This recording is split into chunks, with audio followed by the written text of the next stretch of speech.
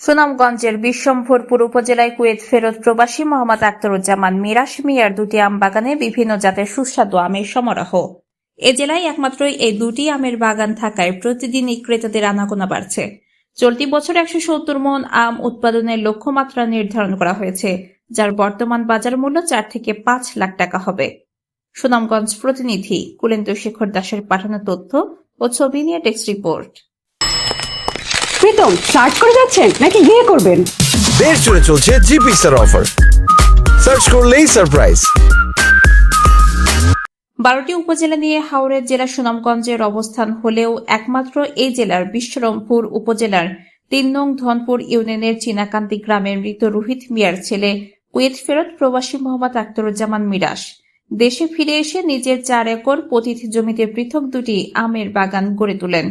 তিনি 2013 সালে রাজশাহীতে তার এক বন্ধুর বাড়িতে বেড়াতে গিয়ে রাজশাহীর আমবাগানে গিয়ে হিমসাগর, লখনা, ফজলি, আমরুপালি, আশিনা সহ বেশ কয়েক জাতের আম দেখে তিনি আম চাষের প্রতি ঝুঁকে পড়েন।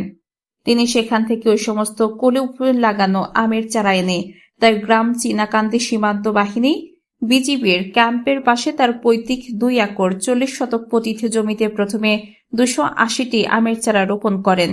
এর কিছুদিন পর গ্রামের পাশে মধ্যনগরে তার নিজের আরেকটি 1 একর 40 শতক পতিত জায়গাতে আরও 120টি ওই সমস্ত আমের চারা রোপণ করেন। বর্তমানে তার দুটি বাগানে প্রায় 4 একর জমিতে 4 শতাধিক আমের গাছে ফরমালিন মুক্ত আমের সমারোহ এবং আম পাকতে শুরু করেছে।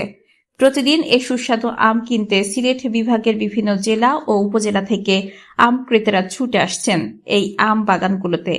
এই দুটি আম বাগানে 4 জন শ্রমিক কাজ করছেন। চলতি বছর এই দুটি বাগানে আমের উৎপাদনের লক্ষ্যমাত্রা নির্ধারণ করা হয়েছে কমপক্ষে 170 মণ, যার বর্তমান বাজার মূল্য প্রায় 4 থেকে 5 লাখ টাকা হবে। বাগান মালিক মিরাশ ইতোমধ্যে প্রায় 2 লাখ টাকার উপরে আম বিক্রি করে ফেলেছেন।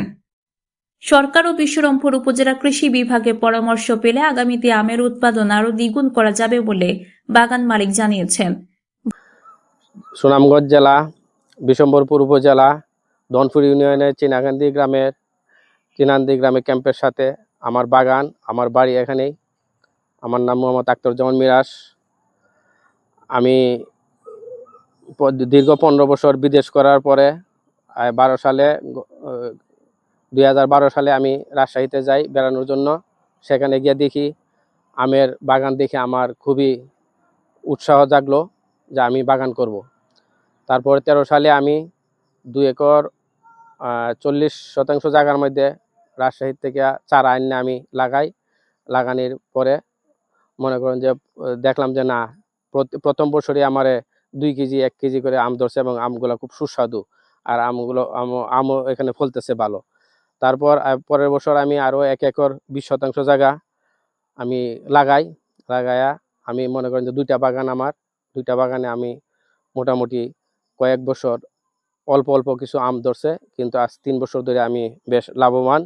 প্রতি গাছে আমার 1 মণ 1.5 মণ 2 মণ, এই বছর 2 মণও আছে আম প্রতি গাছে। তে আমি গত 13/6 তারিখে আমি ফেসবুকে দিছিলাম আম নেওয়ার জন্য, ফরমালিন মুক্ত নিজের হাতে আম পাইরা ওজন দিয়ে নেওয়ার জন্য। তবে গ্রাহকরা আইসাহেরা কেউ 25 কেজি, কেউ 30 কেজি, কেউ 40 কেজি এইভাবে নিজের হাতে পাইরা আম লয়ে গেছে তাদের। আর এখন আমার আম আছে, প্রতিদিন ডেইলি আমার কাছ থেকে আম সবাই নিতেছে, ফরমালিন মুক্ত আম। আর আমার কথা হলো যে এখানে আমি 2টা বাগানে আমার 4টা শ্রমিক খাটে। 4টা শ্রমিকের মনে করেন যে পরিবার পরিজন নিয়ে সুখে শান্তিতে জীবনযাপন করতে পারে। শ্রমিকরা জানান, আমের বাগানে কাজ করে তারা পরিবার পরিজন নিয়ে স্বাচ্ছন্দ্যে জীবনযাপন করছেন। চেয়ারম্যান জানান, আমাদের এই জেলায় একমাত্র আমরুপালি থেকে শুরু করে বিভিন্ন জাতের সুস্বাদু 2টি আমের বাগান রয়েছে আখতারুজ্জামান মিরাশের। আগামীতে যদি স্থানীয় কৃষি বিভাগ বেশি আম উৎপাদনের সঠিক পরামর্শ পেলে এই বাগান দুটি জেলাবাসীর আমের চাহিদা মেটানো সম্ভব বলে তিনি আশাবাদ ব্যক্ত করেন। কুলেন্দু শেখর দাস, সুনামগঞ্জ প্রতিনিধি।